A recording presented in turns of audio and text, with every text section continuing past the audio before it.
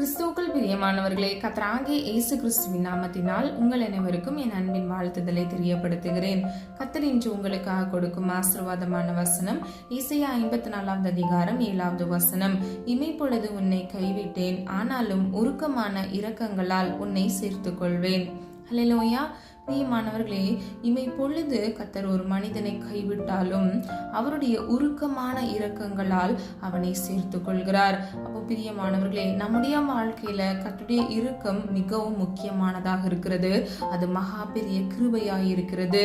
நீதிமொழிகள் 28வது அதிகாரம் 13வது வசனம். தன் பாவங்களை மறைக்கிறவன் வாழ்வடைய மாட்டான், அவைகளை அறிக்கை செய்து விட்டு விடுகிறவனோ இரக்கம் பெறுவான். பிரியமானவர்களே, முதல் பகுதியை பாருங்க. தன் பாவங்களை மறைக்கிறவன் வாழ்வடைய மாட்டான். அப்போ இன்னைக்கு நீங்க ஆராய்ந்து பாருங்க, உங்களுடைய வாழ்க்கையில கர்த்தருக்கு பிரியமில்லாத காரியம் ஏதேனும் இருக்கிறதா என்று. கர்த்தருடைய வார்த்தைக்கு, அதாவது எல்லா வசனங்களுக்கும் நீங்கள் கீழ்ப்படுகிறீர்களா என்று நீங்கள் பரிசோதித்து பாருங்கள். நம்ம அன்னைதினமும் தற்பரிசோதனை செய்வது மிகவும் அவசியமாக இருக்கிறது. நாம் ஒவ்வொருவரும் ஆசீர்வதிக்கப்பட வேண்டும் என்றால், நம்முடைய வாழ்க்கையில் தரித்திரங்கள், கஷ்டங்கள், பாடுகள் மாற வேண்டும் என்றால் நாம் முதலாவது மனம் திரும்ப வேண்டும். நம்முடைய பாவங்களை நாம் மறைக்காதவாறு, நம்முடைய அந்தரங்க இருளில் யாருக்கும் தெரியாமல் செய்த பாவங்களை கர்த்தருடைய சமூகத்தில் நாம் முதலாவது அறிக்கை செய்யும் பொழுது அந்த மனிதனை வாழ்வடைவான் என்று வேதம் சொல்லுகிறது. கர்த்தருடைய இரக்கம் அவன் மீது இருக்கும். ஹல்லேலூயா. பிரியமானவர்களே, அறிக்கை செய்கிறது மாத்திரமல்ல, அதை நாம் விட்டு விட வேண்டும். அதை மீண்டும் மீண்டும் நாம் தொடர்ந்து செய்யாதவாறு நாம் அதை அறிக்கை செய்து நம்முடைய பாவத்தை விட்டுவிடும் பொழுது கர்த்தருடைய சமூகத்திலிருந்து இரக்கம் கிடைக்கிறது. நம்ம முதல் வசனத்துல பார்த்தது போல ஏசாயா 54வது அதிகாரம் 7வது வசனம். இமை பொழுது உன்னை கைவிட்டேன். எதனால ஒரு மனிதனை கர்த்தர் கைவிடுகிறார்? அவன் அறியாமையினால பாவத்தில் விழுந்து போகிறது நிமித்தமாகவே கர்த்தர் அவனை இமை பொழுது, அதாவது ஒரு செகண்ட், ஒரு கண்ணை நம்ம கண் சிமிட்டுறோம் இல்லையா, அந்த நேரம் தான் இமை பொழுது. அந்த சின்ன செகண்ட்ல தான் கர்த்தர் கைவிடுறாரு.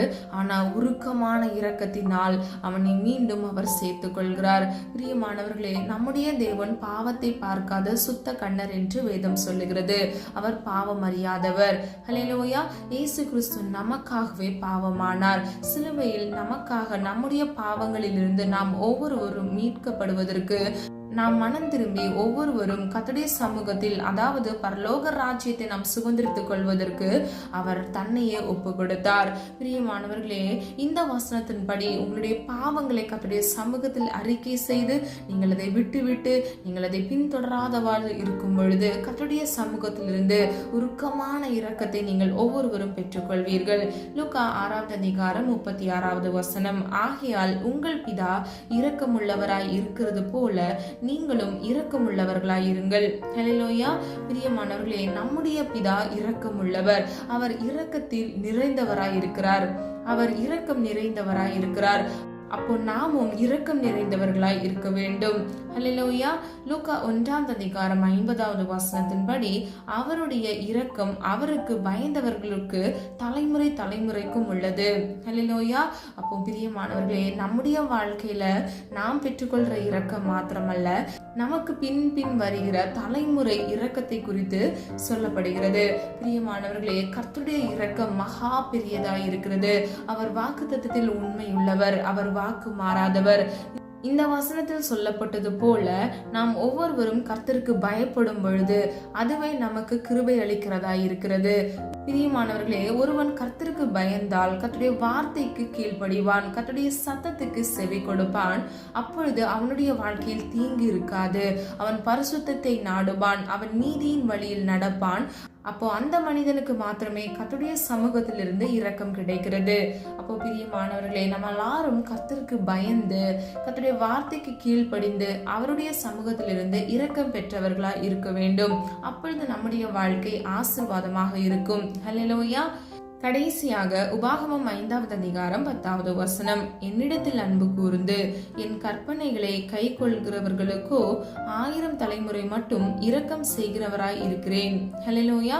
நல்லா கவனிங்க, கடைசி பகுதியில 1000 தலைமுறை மட்டும் இரக்கம் செய்கிறவராய் இருக்கிறேன். அதாவது அவர் செய்து கொண்டே இருக்கிறார். பிரியமானவர்களே, நாம் 2 காரியங்களை செய்யும் பொழுது கர்த்தருடைய சமூகத்திலிருந்து 1000 தலைமுறை மட்டும் நாம் இரக்கத்தை பெற்றுக் கொள்கிறவர்களாகவே இருக்கிறோம். முதலாவது நாம் அன்பு செலுத்த வேண்டும். யார் மீது அன்பு செலுத்த வேண்டும்? கர்த்தராகிய தேவனிடத்தில் நாம் அன்பு செலுத்த வேண்டும். இரண்டாவது, அவருடைய கற்பனையை நாம் கை கொள்ள வேண்டும். கை கொள்கிறது என்றால் நாம் கீழ்ப்படிய வேண்டும். நமக்கென்று கொடுத்த பிரதான கட்டளைகளில் 2 அன்பில் நிறைவேறுகிறது. அந்த அன்பு நமக்குள் இருக்கும் பொழுது நாம் பிறருக்கும் ஆசீர்வாதமாக இருப்போம். நாம் கர்த்தர் மீது அன்பு செலுத்துகிறது நிமித்தமாக கர்த்தர் நம்மை ஆசீர்வதிக்கிறவராகவே இருக்கிறார். ஹல்லேலூயா. பிரியமானவர்களே, 2 கற்பனைகளுக்கு நீங்கள் கீழ்ப்படியும் பொழுது, கர்த்தருடைய வார்த்தையின்படி நீங்கள் அதை கை கொண்டு நடக்கும் பொழுது, உங்களை மாத்திரமல்ல, உங்களுக்கு பின் வருகிற 1000 தலைமுறைக்கு கர்த்தர் இரக்கம் செய்கிறவராகவே இருக்கிறார். ஹல்லேலூயா. பிரியமானவர்களே, சொல்லப்பட்ட ஒவ்வொரு வார்த்தைகளின் படி நீங்க ஆராய்ந்து பாருங்க. பாவம் செய்கிற ஆத்துமா சாகும் என்று வேதம் சொல்லுகிறது. நாம் ஒவ்வொருவரும் மனம் திரும்பி சிறு பிள்ளையை போல் மாறாவிட்டால் பரலோக ராஜ்யத்தை சுதந்திரித்துக் கொள்ள மாட்டோம் என்று வேதம் சொல்லுகிறது. அது மாத்திரமல்ல, மனம் திரும்புகிற ஒரு பாவியின் நிமித்தமே பரலோக ராஜ்யம் சந்தோஷப்படுகிறது என்று வேதம் சொல்லுகிறது. அப்போ இன்னைக்கு பிரியமானவர்களே, நீங்க ஆராய்ந்து பாருங்க. கர்த்தர் இன்று உங்களிடம் சொல்ல விரும்புகிறது இதுதான். கர்த்தருடைய இரக்கம் 1000 தலைமுறை மட்டும் உங்களுக்கு கொடுக்கப்படுகிறதா இருக்கிறது. இதை நீங்கள் பெற்றுக்கொள்வதற்கு நீங்கள் உங்களுடைய வாழ்க்கையில் கர்த்தருடைய வார்த்தைக்கு கீழ்ப்படுகிறீர்களா, அவருடைய சித்தம் செய்கிறீர்களா என்று ஆராய்ந்து பாருங்க. நிச்சயமாக நீங்கள் மனம் திரும்பும் பொழுது கர்த்தருடைய சமூகத்திலிருந்து கர்த்தர் உங்களுக்கு இரக்கத்தை கட்டளையிட்டு உங்கள் ஒவ்வொருவரையும் ஆசீர்வதித்து பாதுகாப்பார். ஹல்லேலூயா. இமைப்பொழுது உங்களை கைவிட்ட தேவன் அவருடைய உருக்கமான இரக்கங்களால் உங்களை மீண்டும் சேர்த்துக் கொள்வார். பிரியமானவர்களே, இன்னைக்கு அநேக பேர் குற்ற உணர்ச்சியில் வாடுகிறார்கள். அவங்க சில தவறுகளை செய்துவிட்டு மீண்டும் கர்த்தருடைய சமூகத்தில் வந்து தங்களை ஒப்பு கொடுக்காதவாறு மீண்டும் மீண்டும் வழி விலகி போய் விடுகிறார்கள். ஆனா பிரியமானவர்களே, கர்த்தர் உங்களை நேசிக்கிறார். அவர் இன்றும் உங்களை நேசித்து கொண்டே இருக்கிறார். அவருடைய இரக்கத்தின் வல்லமையினால், அவருடைய உருக்கமான இரக்கத்தினால் மீண்டும் உங்களை சேர்த்து கொண்டு உங்களை ஆசீர்வதித்து அவர் பாதுகாப்பார். நீங்க எல்லாரும் ஒன்றுதான் செய்ய வேண்டும். கர்த்தருடைய சமூகத்தில் நீங்கள் செய்த தவறுகளை, அதாவது நீங்கள் செய்த பாவத்தை ஒப்பு கொடுத்து நீங்கள் மனம் திரும்ப வேண்டும். ஹல்லேலூயா. பிரியமானவர்களே, தன் பாவங்களை மறைக்கிறவன் வாழ்வடையவே மாட்டான். அவனுடைய வாழ்க்கை ஒரு நாளும் செழிப்படையாது. அவன் இந்த உலகத்திலேயே, இந்த உலக வாழ்க்கையில் சிக்குண்டு சோதிக்கப்பட்டு அவன் வீழ்ந்து போவான். ஆனால் கர்த்தருடைய சமூகத்தில் பாவத்தை அறிக்கையிட்டு அவைகளை விட்டு விடுகிறவனோ அவருடைய உருக்கமான இரக்கத்தை பெற்று அவனுடைய வாழ்க்கையை கர்த்தர் நல்வழிப்படுத்துவார். அவனை ஆசீர்வதிப்பார், பாதுகாப்பார். நம்ம எல்லாரும் கர்த்தருடைய இரக்கத்துக்காக ஒரு மனதா ஜெபிக்கலாமா? அன்பின் பிதாவே, அப்பா, எங்களை மது கரத்தில் ஒப்பு கொடுக்கிறோம். அறிந்தும் அறியாமல் செய்த தவறுகளை மன்னிங்கப்பா. எங்களிடத்தில் அநேக குற்றங்கள் உண்டு, குறைகள் உண்டு. ஆண்டவரே, எங்களை தயவாய் மன்னிங்க தகப்பனே. உமக்கு பிரியமில்லாமல் அப்பா எங்களிடத்தில் இருக்கக்கூடிய அநேக குற்றங்களை அப்பா மன்னித்து, உமக்கு பிரியமில்லாமல் நாங்கள் செய்த எல்லா பாவங்களையும் இயேசுவின் நாமத்தினால் நீங்க மன்னித்து அப்படியே உருக்கமான இரக்கத்தினால் ஆண்டவரை எங்களை மீண்டும் அப்பா சேர்த்து கொள்ளுங்க, காத்து கொள்ளுங்க தகப்பனே. சிலுவையில் அப்பா கர்த்தராகிய இயேசு கிறிஸ்து எங்களுக்காக சிந்தின ஒவ்வொரு துளி ரத்தத்தை நாங்கள் நினைவு கூறுகிறோம் ஆண்டவரே. உம்முடைய பிள்ளைகளுடைய வாழ்க்கையில் இருக்கக்கூடிய எல்லா மறைவான பாவங்கள் ஆண்டவரே, பிள்ளைகளை குற்றப்படுத்துகிற பாவங்கள் இருந்து, அந்த எண்ணங்களில் இருந்து இயேசுவின் நாமத்தினால் ஒரு விடுதலை கட்டளையிடும்படியை ஜெபிக்கிறேன் அப்பா. குமாரன் விடுதலை ஆக்கினால் மெய்யாக விடுதலையாவீர்கள் என்று சொன்ன வசனத்தின்படி ஒவ்வொரு பிள்ளைகளையும் காத்து கொள்ளுங்க, பாதுகாத்து கொள்ளுங்க. தீங்கிலிருந்து விலக்கி ஆண்டவரே இயேசுவின் இரத்த கோட்டைக்குள் மூடி மறைத்து பாதுகாத்து கொள்ளுங்கப்பா. யாக்கோபின் தேவன் எங்களுக்கு உயர்ந்த அடைக்கலமாக இருக்கிறீர் தகப்பனே. ஒவ்வொரு பிள்ளைகளையும் ஆண்டவரே அப்பா தப்பிடங்களை, குற்றங்களை மன்னித்து நீர் அவர்களை பாதுகாத்து கொள்ளுங்கப்பா. பிள்ளைகளுடைய வாழ்க்கையில் இருக்கக்கூடிய எல்லா ஆசீர்வாத குறைபாடுகளை மாற்றி அப்பா, கடன் பிரச்சனைகளை மாற்றி, வியாதிகளை மாற்றி, இயேசுவின் நாமத்தில் ஒரு ஆசீர்வாதத்தை சுதந்திரித்துக் கொள்ள கிருபை செய்யுங்க. தேவையோடு இந்த காணொலியை பார்த்து கொண்டிருக்கிற ஒவ்வொரு பிள்ளைகளின் தேவைகளை பரிபூர்ணமான தேவன் பரிபூர்ணமாய் சந்திக்க போகிற கிருபைகளுக்காக நன்றி செலுத்துகிறேன். நாளைய தினத்தின் தேவைகளை குறித்து கலங்காதே என்று வேதம் சொல்லுகிறதப்பா. நாளைய தினத்தின் தேவைகளை கர்த்தர் சந்தித்து தகப்பனே இம்மட்டும் காத்து வழிநடத்தி வந்த தேவன் இனிவரும் நாட்களிலும் கண்மணி போல் பாதுகாத்துக் கொள்ளுங்கப்பா. இயேசுவின் ரத்தத்தின் வல்லமையினால் ஒவ்வொரு பிள்ளைகளையும் பாதுகாத்து உடைய பரிசுத்த நித்திய வழியில நடத்தி தீமைக்கு விலக்கி கர்த்தருக்கு பிரியமானதை ஆளுகை செய்ய உங்களுடைய சித்தத்தின்படி உங்களுடைய வார்த்தைக்கு கீழ்ப்படிய கர்த்தர் தாமே கிருபை செய்வீராக. ஆசீர்வதிங்கப்பா. பிள்ளைகளுக்கு மாத்திரமல்ல, பிள்ளைகளுக்கு பின் வருகிற தலைமுறைக்கும் ஆண்டவரே உடைய இரக்கம் மகா பெரியதா இருக்கிறது தகப்பனே. இதை ஒவ்வொருவரும் சுதந்திரித்துக் கொள்ளத்தக்க உடைய வார்த்தைக்கு உடைய கட்டளைகளுக்கு கீழ்ப்படிந்து நடக்கத்தக்க உமக்கு பயந்து நடக்க இயேசுவின் நாமத்தினால் கிருபை செய்யுங்க. காத்து கொள்ளுங்க, பொறுப்படுத்திக் கொள்ளுங்கப்பா. உம்முடைய உருக்கமான இரக்கங்களினால் ஆண்டவரே எங்களை இன்றும் தாங்கி வழிநடத்தி வருகிறீர். அதற்காக நன்றி செலுத்துகிறேனப்பா. குழந்தை பாக்கியம் இல்லாதவர்களுக்கு உம்முடைய இரக்கத்தின் வல்லமையினால் அப்பா ஒரு குழந்தை செல்வத்தை கட்டளையிட்டு பிள்ளைகளுடைய வெக்கத்துக்கு பதிலாக இரட்டிப்பான மனமகிழ்ச்சியை கட்டளையிடுங்க தகப்பனே. என் தேவனால் கூடாத காரியம் ஒன்றுமில்லையாப்பா. உம்மால் எல்லாம் ஆகும் ஆண்டவரே.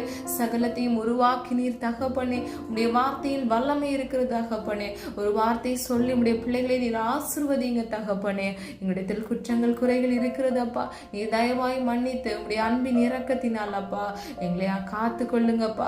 எங்களுடைய வாழ்க்கையில் இருக்கக்கூடிய எல்லா குறைபாடுகளை கிறிஸ்து இயேசுவுக்குள் மகிமையில் நிறைவாக்குங்க தகப்பனே. என்னுடைய வாழ்க்கையில் இருக்கக்கூடிய இந்த உலகத்துக்குரிய தேவைகளை சந்திங்கப்பா. ஆவிக்குரிய வாழ்க்கையில் ஆண்டவரே பல உன்னத காரியங்களை நாங்கள் அறிந்து கொள்ளத்தக்க இயேசுவின் நாமத்தினால் ஆசீர்வதிங்க. இந்த காணொலியில் என்னோடு இணைந்து ஜெபிக்கிற அபிஷேகம் இல்லாமல் இருக்கிற ஒவ்வொரு பிள்ளைகளுக்கும் பரிசுத்த ஆவியானவன் வல்லமையினால் அப்பா அபிஷேகத்தினால் நிரப்பப்பட கிருபை செய்வீராக. காத்து கொள்ளுங்க, பொறுப்படுத்திக் கொள்ளுங்கப்பா. நீதிமானுக்கு அநேக துன்பங்கள் வரும், ஆனால் அவனை கர்த்தர் நீர் பாதுகாப்பீர் என்று வேதம் சொல்லுகிறது தகப்பனே. நீதிமானின் சிரசின் மேல் ஆசீர்வாதம் தங்கும் என்று சொன்ன வசனத்தின்படி ஒவ்வொரு பிள்ளைகளையும் நீதிமானாய் மாற்றி அவர்கள் சிரசின் மேல் ஆசீர்வாதம் தங்கி தாபரித்து அதை சுதந்திரித்துக் கொள்ள கர்த்தர் தாமே கிருபை செய்யுங்க. நீதிமான் பனையை போல் சிறைத்தோங்கி வளருவான் என்று சொன்ன வசனத்தின்படி ஒவ்வொரு பிள்ளைகளும் பனையை போல் சிலைத்தோங்கி வளர்ந்து ஆசீர்வதிக்கப்பட பிறருக்கு ஆசீர்வாதமாக இருக்க கர்த்தர் தாமே கிருபை செய்யுங்க. உடைய அன்பின் இரக்கத்தினால் உடைய பிள்ளைகளை நீர் பாதுகாக்க போகிறீர் அப்பா. அவர்கள் குற்றங்களை நீர் மன்னித்து விட்டீர் அப்பா. மீண்டும் அவர்களை உருக்கமான இரக்கத்தினால் நீர் சேர்த்து விட்டீர். அதற்காக நன்றி நன்றி நன்றி. காத்துக்கொள்ளுங்க, பொறுப்படுத்திக் கொள்ளுங்க. உடைய நாமம் மாத்திரம் மகிமைப்படுவதாக. இயேசுவின் மூலம் ஜெபிக்கிறோம் பிதாவே, ஆமேன். கர்த்தராகிய தேவன் தாமே உங்களுடைய வாழ்க்கையை வெளிச்சமாய் மாற்றி மனம் திரும்புகிற உங்கள் ஒவ்வொருவருக்கும் கர்த்தருடைய உருக்கமான இரக்கத்தினால் உங்களை பாதுகாத்து ஆசீர்வதிப்பாராக. God bless you.